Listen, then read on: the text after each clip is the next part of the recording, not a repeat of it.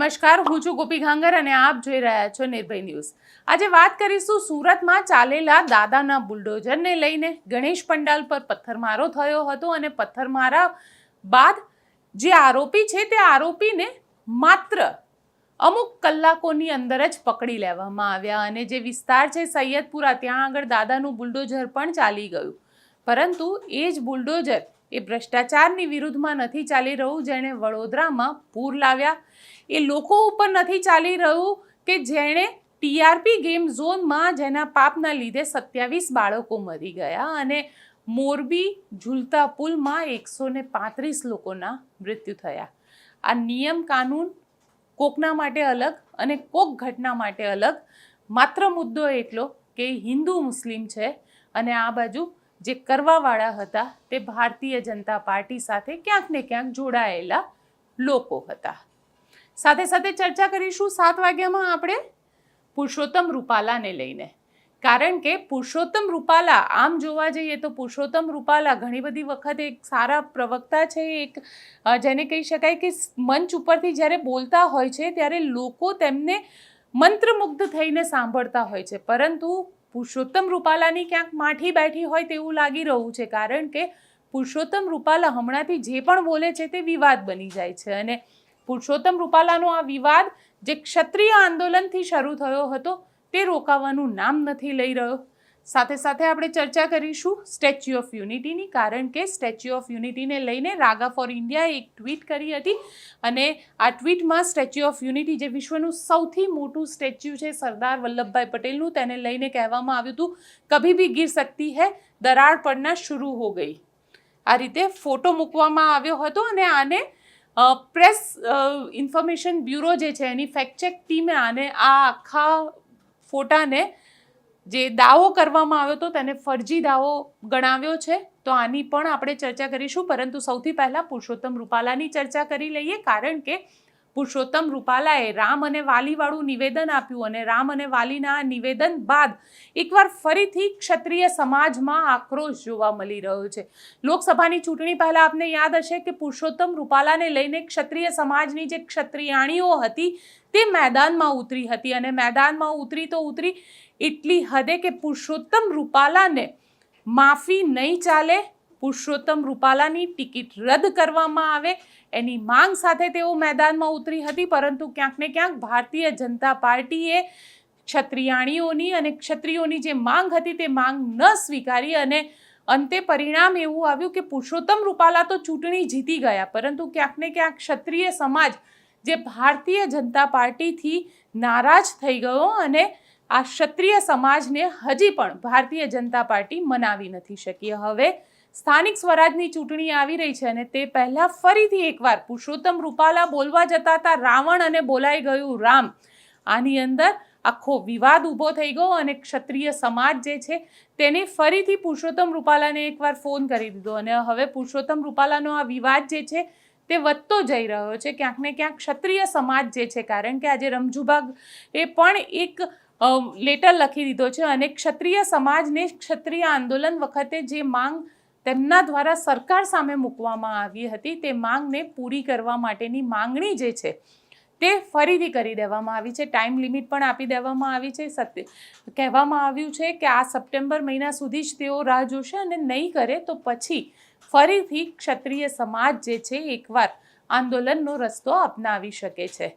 ક્યાંક ને ક્યાંક સૌરાષ્ટ્રની અંદર પણ ક્ષત્રિયો ફરીથી નારાજ થયા છે અને ક્ષત્રિયો પણ હવે આંદોલનને લઈને એક ચર્ચા ચાલી રહી છે અને એવું કહેવાય રહ્યું છે કે આવતીકાલે કચ્છમાં પણ એક મોટું ક્ષત્રિય સમાજનું જે સંમેલન છે તે થવા જઈ રહ્યું છે અને તેમાં પણ આ જ રીતના મુદ્દા જે છે, કારણ કે પુરુષોત્તમ રૂપાલાએ જે રોટી બેટીના વ્યવહારની વાત કરી હતી તે ક્યાંક ને ક્યાંક ક્ષત્રિય સમાજ અને ખાસ કરીને ક્ષત્રિયાણીઓને હજી પણ ભૂલાઈ નથી અને તે નથી ભૂલાઈ તેનો મતલબ ક્યાંક એવો થઈ શકે છે કે સ્થાનિક સ્વરાજની ચૂંટણીમાં પુરુષોત્તમ રૂપાલાનો આ જે મુદ્દો છે તે એકવાર ફરી આવી શકે। હવે આપણે આજના જે મુખ્ય સમાચાર છે દાદાના બુલડોઝર ઉપર ચર્ચા કરી લઈએ, કારણ કે દાદાનું આ જે બુલડોઝર છે સુરતની અંદર ચાલ્યું છે અને સૈયદપુરાનો આ વિસ્તાર છે. સૈયદપુરાના વિસ્તારમાં ગઈકાલે ગણપતિ પંડાલની અંદર આરતી થવાની હતી, પરંતુ આરતી ન થઈ શકી. ત્યાં આગળ પથ્થરમારો કરવામાં આવ્યો. અમુક તોફાની લોકોએ આ પથ્થરમારો કર્યો અને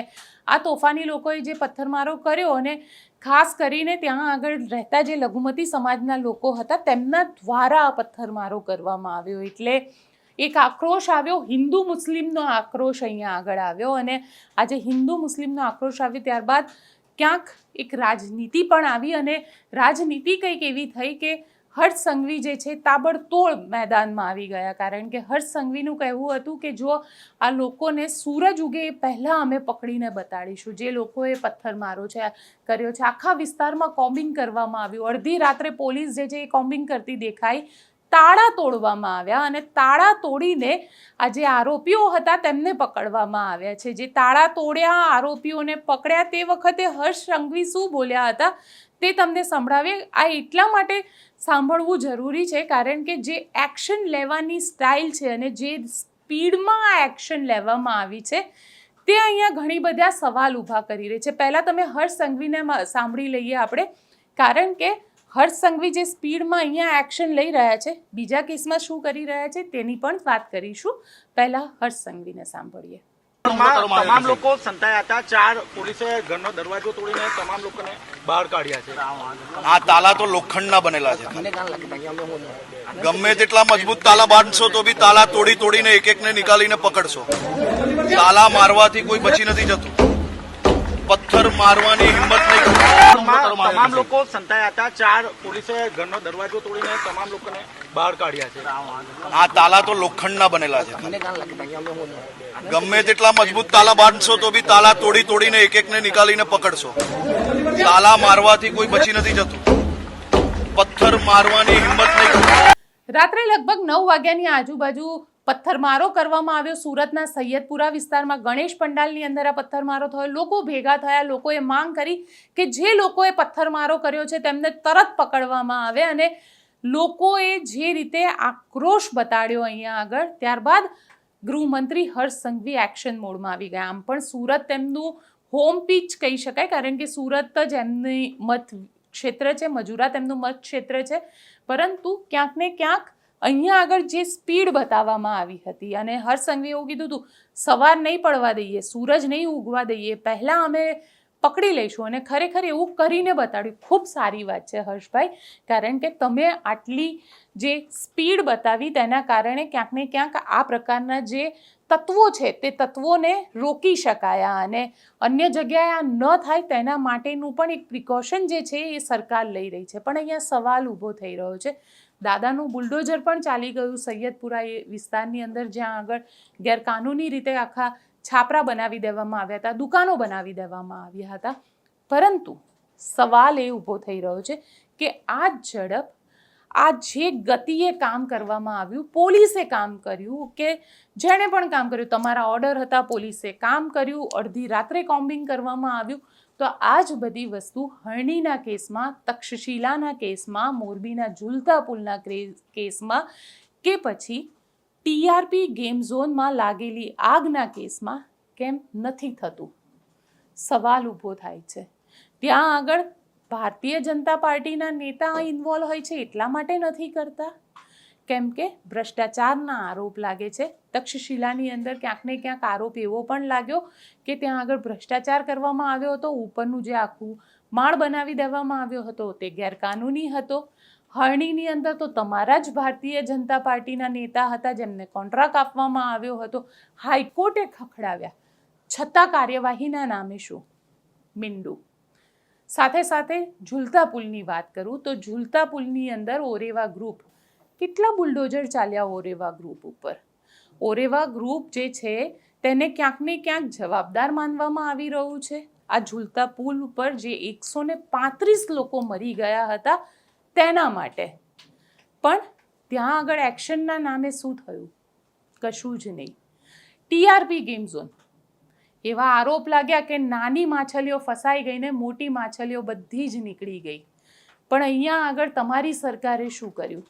જે મોટી માછલી છે, જે ભારતીય જનતા પાર્ટીમાંથી આવે છે, તેમના વિરુદ્ધમાં કાર્યવાહી કેટલી કરી?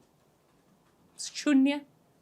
આ બધું કદાચ એટલા માટે તો નથી થઈ રહ્યું ને કે ત્યાં આગળ હિન્દુ મુસ્લિમ છે. 2002થી ગુજરાત જે છે એ હિન્દુત્વની પ્રયોગશાળા બની ગયું છે અને આ હિન્દુત્વની પ્રયોગશાળામાં ફરી એકવાર હિન્દુત્વનો પ્રયોગ થયો છે, એ પણ ગણપતિ પંડાલના નામ ઉપર, તમારા એક્શનના નામ ઉપર. અમે આ આખી ઘટનાને વખોડી રહ્યા છે, પણ તમે જે એક્શન લીધું, ખૂબ સારા એક્શન લીધા, એકદમ ઝડપી એક્શન લીધા, પણ એ જ સવાલ કરી રહ્યા છે કે આ એક્શન આ બધી ઘટનાઓમાં કેમ નથી લેવાયા? કેમ ત્યાં આગળ મરવાવાળા હિન્દુ મુસ્લિમ ન હતા? હરણીની અંદર જે બાળકો મર્યા તેમાંથી ઘણા બધા મુસ્લિમ હતા, ત્યાં આગળ ઘણા બધા હિન્દુ પણ હતા, અને ઝૂલતા પુલમાં જે લોકો મર્યા તેમાં પણ હિન્દુ અને મુસ્લિમ હતા. કેમ ત્વરિત એક્શન નથી લેવાતા? સવાલ તમારી મનસા ઉપર અહીંયા ઊભો થાય છે, કારણ કે ત્યાં તમારી વોટ બેંક છે અને આ વોટ બેંક જે છે, કારણ કે હવે તમે જનતાને માત્ર એક વોટ બેંકની નજરે જોઈ રહ્યા છો, ના કે એ જનતાના સામાજિક મુદ્દાને સમજીને તેને સોલ્વ કરવા માટે તમે રસ લઈ રહ્યા છો. એ ભૂપેન્દ્ર દાદા હોય કે પછી હર્ષ સંઘવી હોય, એટલા માટે અમારે કહેવું પડે છે, કારણ કે એ વોટ બેંક છે અને વોટ બેંક માટે તમે જેટલી ઝડપ બતાડો છો ને, એટલી ઝડપ ગુજરાતની અન્ય અને સામાન્ય જનતા માટે પણ બતાડો, અને એ જ ભારતીય જનતા પાર્ટીના આરોપીઓ, ગુનેગારો માટે બતાડો કે જે ગુનેગારો ગુનો કરે છે અને નાસ્તા ફરતા હોય છે, છતાં તમારી પોલીસ તેને પકડતી નથી. વાત આપણે કરી લઈએ સ્ટેચ્યુ ઓફ યુનિટીની, કારણ કે પ્રધાનમંત્રીનો ડ્રીમ પ્રોજેક્ટ હતો સ્ટેચ્યુ ઓફ યુનિટી, અને સ્ટેચ્યુ ઓફ યુનિટી ઉપર એવો એક દાવો કરવામાં આવ્યો છે. PIBની આ ટ્વીટ છે, સોશિयल मीडिया पर एक फोटो शेयर कर यह दावा किया जा रहा है कि दुनिया की सबसे ऊंची प्रतिमा स्टैच्यू ऑफ यूनिटी में दरारें आनी शुरू हो गई है, यह भी गिर सकती है. આ પ્રકારનો એક જે દાવો કરવામાં આવ્યો હતો રાગા ફોર ઇન્ડિયાના નામથી, અને તેની અંદર તેને અહીંયા આગળ આ દાવાને ફરજી બતાવવામાં આવ્યો છે, કારણ કે જે દાવો કરવામાં આવ્યો હતો તે સ્ટેચ્યુના આ બધા જે તમે અહીંયા પોર્શન જોઈ શકો છો કે પગની અંદર તિરાડો આવી ગઈ છે, પરંતુ આ બધા જ જોઈન્ટ્સ છે, જે સ્ટેચ્યુ બનાવવા માટેના જે જોઈન્ટ્સ કરવામાં આવે છે, અલગ અલગ પ્લેટ્સ હતી, એ પ્લેટ્સને જોઈન્ટ કરીને આખું સ્ટેચ્યુ સરદાર પટેલનું બનાવવામાં આવ્યું, અને એ જ સ્ટેચ્યુ જે છે એ સ્ટેચ્યુમાં હવે એવું રાગા ફોર ઇન્ડિયા નામનું જે ટ્વિટર હેન્ડલ છે તેમાંથી કહેવામાં આવ્યું કે કભી ભી ગિર सकती है, दरार पड़नी शुरू हो गई है. અને આ ફોટાને, આ દાવાને PIBની ફેક્ટ ચેક ટીમે ફરજી કરાર દીધો છે. એટલે પ્રેસ ઇન્ફોર્મેશન બ્યુરો કેન્દ્ર સરકારનું છે, તેના દ્વારા આને ફરજી ગણવામાં આવ્યું છે. એટલે ક્યાંક ને ક્યાંક જેને કહી શકાય કે એક તરફ નેગેટિવ કેમ્પેનિંગ પણ કરવામાં આવી રહ્યું છે, બીજી તરફ જોવા જઈએ તો ગુજરાતની અંદર હિન્દુ મુસ્લિમની રાજનીતિ પણ જે છે તે આજે જોવા મળી છે. પરંતુ અહીંયા સવાલ સૌથી મોટો એ થાય છે કે ગુનેગારો જે છે તે પકડાવા જ જોઈએ, અને ઝડપથી પકડાવા જોઈએ. એટલું જ અમે કહીશું, કારણ કે જે રીતે આજે ગુનેગારો વિરુદ્ધ કાર્યવાહી કરવામાં આવી છે, આશા રાખીએ કે આવી જ કાર્યવાહી ગુજરાતમાં અન્ય જે ક્રાઇમ થાય છે, કે અન્ય જે બલાત્કારની ઘટના હોય, કે ક્યારેક કોઈક એવી ઘટના બને છે જેમાં બાળકો મરી જાય છે કે દુર્ઘટના ઘટે છે, તેમાં પણ આ ગુજરાત સરકાર ઝડપ રાખે. આપ શું માનો છો? મને કોમેન્ટ બોક્સમાં ચોક્કસથી લખીને જણાવજો, અને અમારી ચેનલ નિર્ભય ન્યૂઝને લાઇક, શેર અને સબસ્ક્રાઇબ કરવાનું ભૂલશો નહીં. આભાર.